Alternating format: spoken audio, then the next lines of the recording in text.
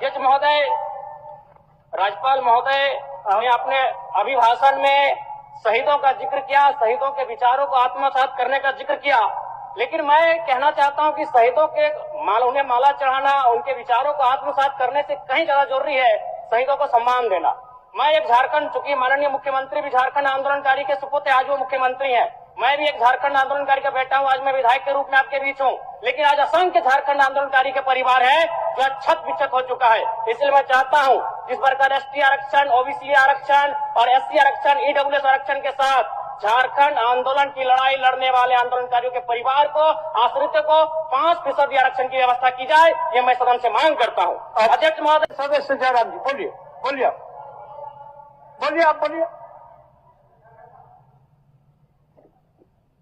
धन्यवाद अध्यक्ष महोदय। मैं माननीय राज्यपाल महामहिम के अभिभाषण की सराहना करने के साथ साथ अभिभाषण के विपक्ष में कुछ बातें रखना चाहता हूं। माननीय राज्यपाल के अभिभाषण क्रम संख्या 6 में केंद्र सरकार से 1,36,000 करोड़ वापस लाने की बात कही है और सही भी है, और हर एक राज्य को उसका बाकी पैसा मिलना चाहिए, उनका हक मिलना चाहिए। लेकिन अध्यक्ष महोदय, मैं आपके माध्यम से सरकार से पूछना चाहता हूं कि राज्य के सभी बैंकों ने मिलकर 2019 से 2024 तक 5,55,018 करोड़ रुपए दूसरे राज्यों को भुगतान करने का कार्य किया है। बैंक में जो पैसा डिपॉजिट होता है वो दूसरे स्टेट को जाता है, और अगर अभी देखा जाए तो झारखंड का सीडी रेशियो मात्र 36% है, जबकि आप तुलनात्मक अध्ययन करें तो आंध्र प्रदेश का सीडी रेशियो 110 के आसपास होता है, तमिलनाडु का सीडी रेशियो 115 के आसपास होता है।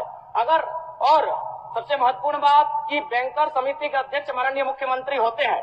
अगर इस पैसे को हम लोग बचा के अपने राज्य में ले आते हैं तो लोन के माध्यम से यहाँ के युवा, यहाँ के महिलाओं को अगर निर्गत कराते हैं तो बहुत बड़ी समस्याओं का निदान होगा। इसलिए मैं चाहता हूँ कि सत्ता का ध्यान इस ओर आकृष्ट हो।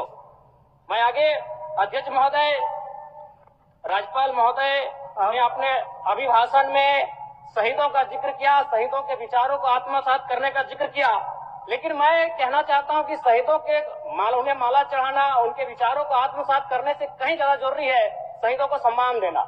मैं एक झारखंड, चूंकि माननीय मुख्यमंत्री भी झारखंड आंदोलनकारी के सुपुत्र, आज वो मुख्यमंत्री हैं, मैं भी एक झारखंड आंदोलनकारी का बेटा हूं, आज मैं विधायक के रूप में आपके बीच हूं, लेकिन आज असंख्य झारखंड आंदोलनकारी के परिवार है जो छत विच्छत हो चुका है। इसलिए मैं चाहता हूं जिस प्रकार एसटी आरक्षण, ओबीसी आरक्षण और एससी आरक्षण, ईडब्ल्यूएस आरक्षण के साथ झारखंड आंदोलन की लड़ाई लड़ने वाले आंदोलनकारियों के परिवार को, आश्रित को 5% आरक्षण की व्यवस्था की जाए, ये मैं सदन से मांग करता हूं।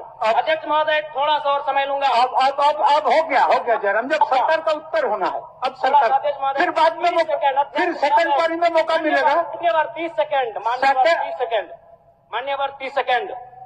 चलिए बोल लीजिए।